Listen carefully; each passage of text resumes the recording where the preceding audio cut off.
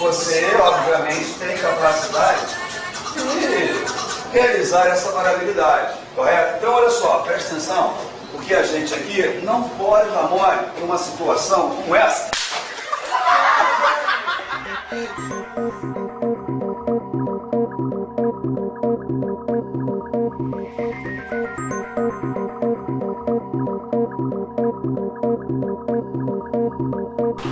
La relación entre maestro y alumno es básica para el alumno, no tanto para el maestro. Te voy a explicar por qué. Cualquier especialista, ya sea médico, psicólogo, periodista, dentista, maestro, va a tener una posición de autoridad sobre cualquier niño. ¿Sí? Si un médico a un niño le dice que tiene que revisarlo y desnudarlo en algún momento, tiene que hacerlo con profesionalismo. El maestro, lógicamente, tiene que enseñar con profesionalismo y entender cuáles son sus límites con respecto a sus alumnos. Como el terapeuta lo tiene que hacer, el terapeuta también tiene que saber cuáles son sus límites con el paciente y no vincular sus emociones, sobre todo amorosas o sexuales, con los pacientes.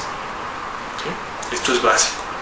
Y posteriormente también se crea un vínculo emocional, eso es natural, pero ese vínculo emocional tiene que estar sano. ¿Por qué? Porque el alumno va a ver en su maestro, en su médico, en su terapeuta, en su dentista, en el periodista, va a haber una figura de autoridad. ¿Okay? Entonces, tener la posición de figura de autoridad implica una responsabilidad hacia cualquier menor de edad.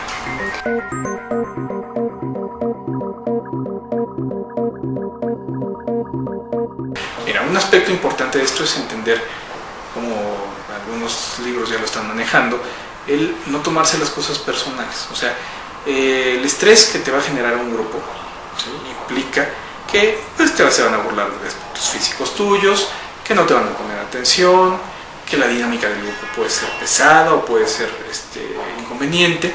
Entonces lo ideal es entender que las cosas no son personales. O sea, los insultos, la falta de atención, no es una cosa que sea personal hacia el maestro en particular, más bien, sino que el alumno es el que tiene esa estructura mental que no está pudiendo manejar y que está volcando hacia esta persona, hacia el maestro.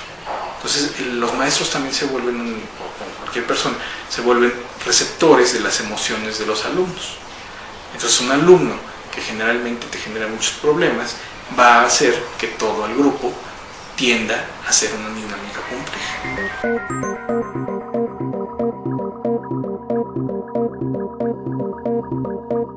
Por ejemplo, lógicamente los más latosos pues van a tener una dinámica familiar que hay que analizar y que platicar dentro del grupo de trabajo de los mismos maestros con su director o con su formador espiritual, los que tienen formadores espirituales o los que tienen psicólogos o la persona encargada de la conducta de los niños en la escuela.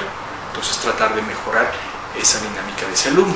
Hay otros alumnos que generalmente destacan porque son muy aplicados también o que tienen muy buenas calificaciones y muy buen apego a las cuestiones escolares.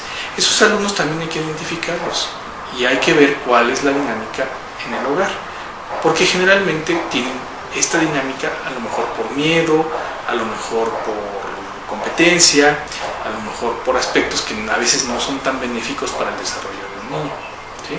Y también hay los alumnos que generalmente se mantienen aislados de los demás, a los que nadie pela, ¿no? Y esos alumnos que nadie pela también pueden tener problemas que estén afectando la dinámica del grupo, ¿okay?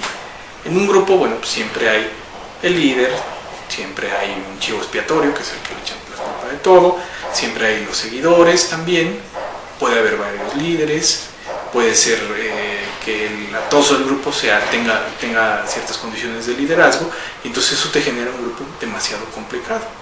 Cuando el más aplicado tiene ciertos aspectos de liderazgo y más o menos controla su grupo, pues entonces no tiene mayor problema el maestro, ¿no? Pero cuando la dinámica es más compleja y más agresiva y más volcada hacia la competencia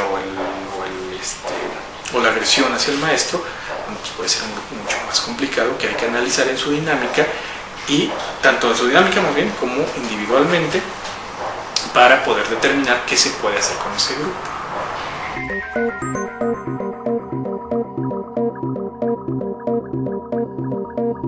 Mira, primero un maestro tiene que prepararse.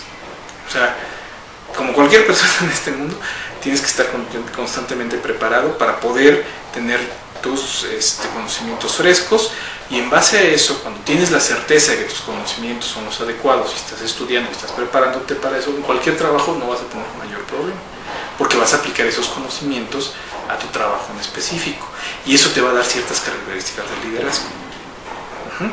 Ahora, otro aspecto también es controlar un poquito las cuestiones fóbicas, como te digo, las cuestiones de dependencia e individuación, y entender que la persona tiene que mejorar individualmente para poder hacer mejorar a otros. Entonces, otro tip que yo le daría a los maestros, aparte de prepararse educativamente, es también manejar sus emociones, aprender a manejar sus emociones y entender qué papel están jugando ellos en otros grupos de trabajo también, porque finalmente ellos son maestros en un grupo, pero también pueden ser alumnos en otro, ¿sí? O también pueden ser partidarios de algún movimiento, o también pueden trabajar en otras cosas y trabajar como maestros. En fin, todos tenemos diferentes roles. Entonces, ¿qué rol jugamos tanto en la familia como en otros trabajos, como en nuestro trabajo como maestros? ¿Sí? Otro tip que les daría es que intenten hacer sociogramas, es decir, ver la manera en cómo se estructura su grupo para poder buscar estrategias para mejorarlo. Hacer, ya sea si es un grupo poco participativo, muy retraído, o es un grupo, más bien es un grupo retraído, bueno, pues hacer ciertas dinámicas que los ayuden a improvisar los alumnos. Si es un grupo muy disperso, demasiado agresivo, demasiado activo, entonces tiene que también hacer dinámicas que le ayuden a los alumnos a reflexionar, a pensar y ayudar a otros alumnos a mejorar este nivel de atención que deben de tener. Yo creo que los maestros olvidan mucho las cuestiones dinámicas y se basan mucho en cuestiones textuales. Entonces las cuestiones textuales pues van a ser una clase monótona, aburrida y dispersa. Y una clase con dinámicas, con juegos, si es para niños sobre todo, van a ser un grupo más participativo, más contento. ¿Por qué? Porque los niños hasta los 15 años, 17 años, aprenden jugando. ¿Sí? Claro, lógicamente a las más avanzadas ya no tanto, pero el juego es básico en la comprensión de los niños. Los niños no tienen el lenguaje estructurado para poder expresar sus emociones. Los niños juegan.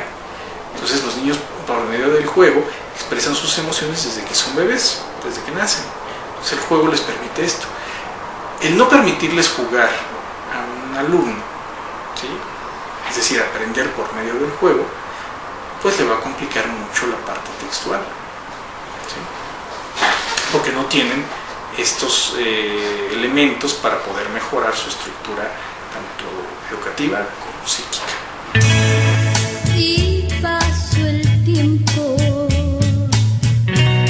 y el colegio tuve que dejar